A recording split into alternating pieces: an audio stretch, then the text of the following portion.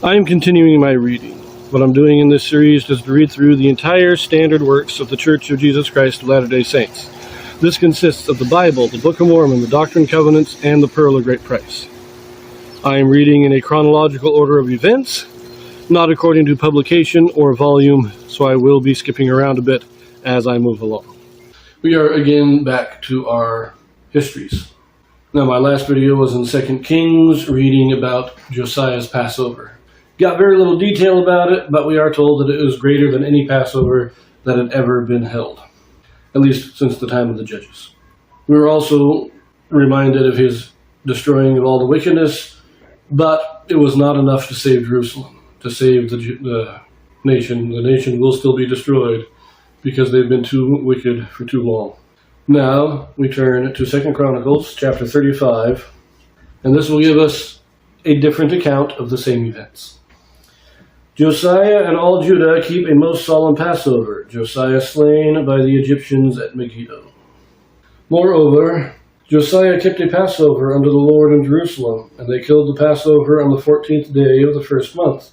And he set the priests in their charges, and encouraged them to the service of the house of the Lord, and said unto the Levites that taught all Israel, which were holy unto the Lord, Put the holy ark in the house which Solomon the son of David, king of Israel, did build.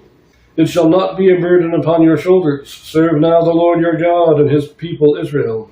And prepare yourselves by the houses of your fathers after your courses, according to the writing of David, king of Israel, and according to the writing of Solomon his son. And stand in the holy place according to the divisions of the families of the fathers of your brethren, the people, and after the division of the families of the Levites. So kill the Passover, and sanctify yourselves, and prepare your brethren, that they may do according to the word of the Lord by the hand of Moses. And Josiah gave to the people of the flock lambs and kids, all for the Passover offerings for all that were present, to the number of 30,000 and 3,000 bullocks. These were of the king's substance.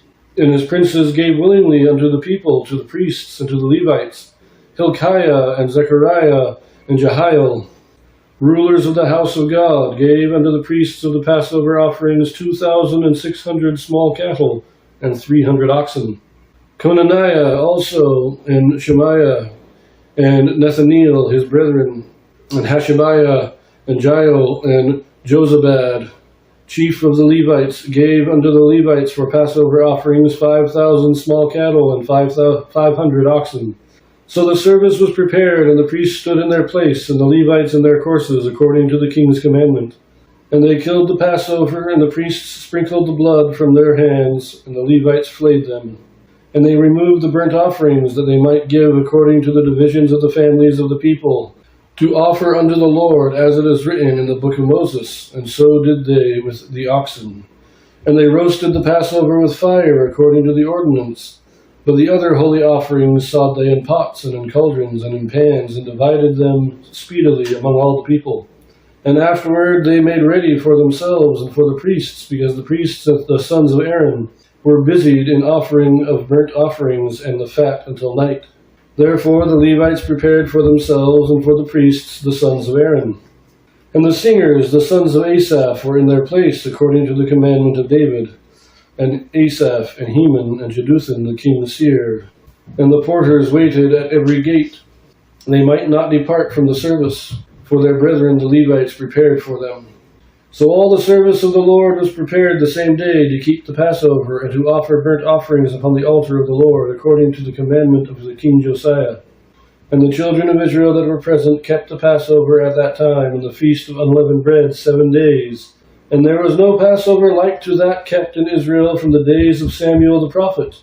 Neither did all the kings of Israel keep such a Passover as Josiah kept. And the priests and the Levites and all Judah and Israel that were present, and the inhabitants of Jerusalem. In the 18th year of the reign of Josiah was this Passover kept. So we get more detail about the Passover that he kept. Thousands of animals sacrificed. Took all day. The priests were sacrificing all day, so that the Levites, even the Levites were helping. They were flaying the animals. They were preparing the animals for the sacrifice, but the Levites still had to do the sacrifice. And at one point, I'm pretty sure what that was saying, that they cleared the burnt offerings so they could do the other offerings. because it was getting late and the people needed to eat the Passover. Part of the Passover is eating the animal. But there were so many animals being sacrificed that they were running out of time. And so they, well, let's hold off on the rest of these burnt offerings while we get the Passover offering ready, and the people can start eating that. And then the rest of the Levites prepared the food for the priests, because once all that was done, the priests went back to sacrificing the burnt offerings and continued doing it all night.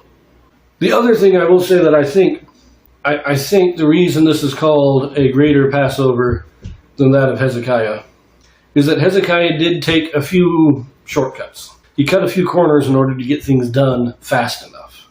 Not saying he was wrong. There's nothing wrong with that. He was in a situation where he really needed to get stuff done.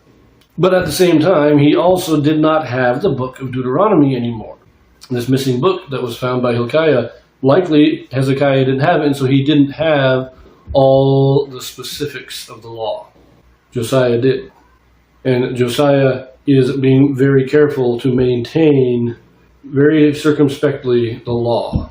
He's not cutting any corners. He's doing exactly what the law of Moses says to do. And I think that's why it is described as being a greater Passover. But we'll leave that here. We will read the final end of Josiah in our next video.